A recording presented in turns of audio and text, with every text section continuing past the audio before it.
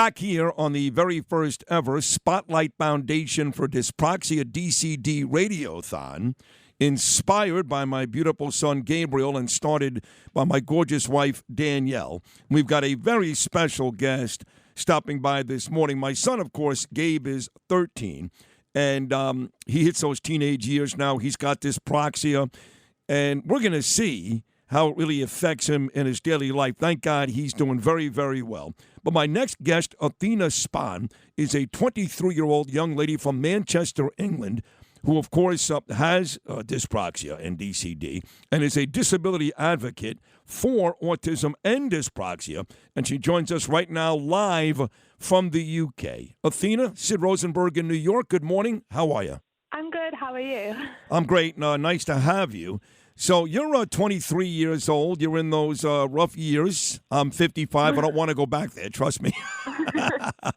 but you've got dyspraxia, DCD, and you've got a great Instagram page, Life Through Dyspraxia. And you talk on this page, Athina, about some of the similarities and differences between dyspraxia and autism. Let's start right there. What are some of the similarities? What are some of the differences? I think I've only just been diagnosed with autism recently, so some of the similarities I found is through clumsiness. After talking to the person who diagnosed me, she said clumsiness is a big similarity. I'm not too sure about any other similarities. I'm still learning about autism slowly. Right. No, I understand. You're just kind of learning all that. But one of the things that you do talk about that is kind of a symptom of both is clumsiness, which I suffer from. I'm 99% sure I've got dyspraxia. That's why my son Gabe has it. I've never been diagnosed because years ago they didn't know about dyspraxia here in the United States. But I'm a pretty clumsy guy. Is that something that most folks who have dyspraxia deal with every day like you, Athina? Yes, when I was younger, it was more prominent where I'd bump into walls. I spill food on myself without realizing. I do a lot of stuff every single day. And then the other thing that my son experiences too, and I'm sure you do too, is years ago more, but we would go to concerts, Athina, and it was very, very loud, or even a restaurant that was very, very loud, and Gabe couldn't handle it. In fact, we'd often bring headphones to the restaurant so we wouldn't hear all the noise. That is a sound sensitivity. That is another symptom, yes? Yes. I think that's another thing that overlaps. I didn't realize that it was part of dyspraxia. I thought it was autism, which makes sense.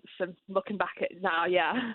And what about like temperature? For example, my son does extraordinarily well in the cold. He doesn't really get very cold. I'm an old guy, of course, so I'm freezing all the time. But he doesn't seem to really get bothered by temperatures, sometimes if they're cold or hot. Is that the case with you too?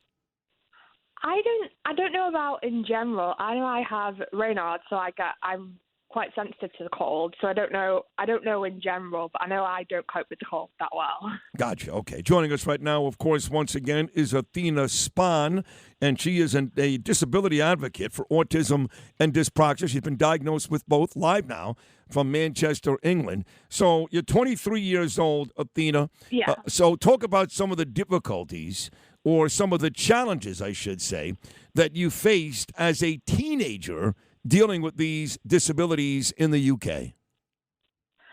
I think, especially like in school, I'd struggle understanding work. If a teacher would give me an assignment to do, I'd read over it to like 10 times and it still wouldn't sink in. But like it'd sink in on the 11th time. I'd struggle communicating with people, understanding what people are saying and stuff like that. Yeah.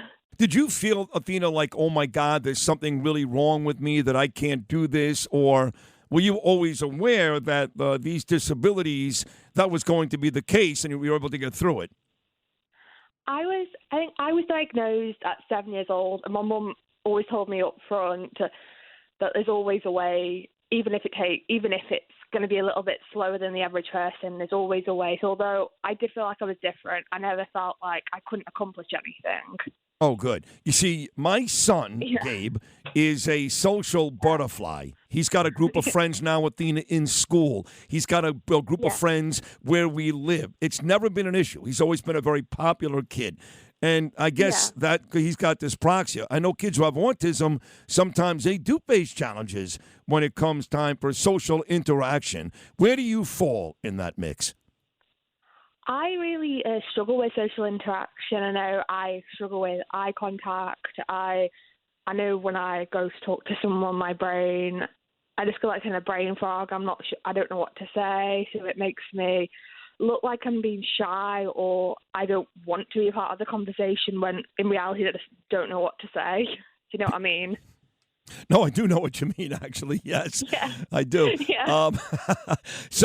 So now that we've come aboard here, the Spotlight Foundation for Dyspraxia and DCD, my wife Danielle doing amazing work here. And I know that in the UK, for example, you guys do a lot of great work, in Ireland too, and other countries. But now that we've come aboard and we are really pushing forward to make something happen here, does that make you feel pretty good, Athina? It does. I feel like I'm happy that there's more recognition in the world happening with disabilities like dyspraxia and stuff like that. Yeah, it does make me happy. Now, in terms of your page on Instagram, Life Through Dyspraxia, again, I saw, your pictures up, cute pictures, and you talk about, again, some of the things that you go through every single day. What are you trying to do on a daily basis with your Instagram page? I think my Instagram page is trying to bring recognition for anyone who's newly diagnosed or just bring some support so we're not alone and we're not alone and there's always going to be someone like us in a community. Well, I have to tell you that you're a great positive force. Danielle and I go to your page all the time. So does Gabriel. And to see a young lady like you doing well, despite all these other things you have to go through on a daily basis, is really very promising, Athina, for kids all over the world and adults who may be suffering from the same thing. So you should be very, very proud of yourself for going out there, being an advocate, and trying to help people like my son all over the world. Take a bow, Athina. That's a good job. Thank you.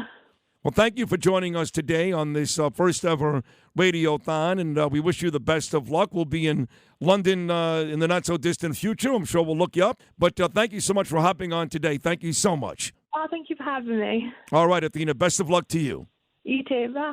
Athina Span, live from Manchester in the UK. And we'll take a short break. More of the Bernie and Sid Show, and, of course, more of the first-ever Spotlight Foundation for DCD Dyspraxia Radiothon. We'll be back right after this.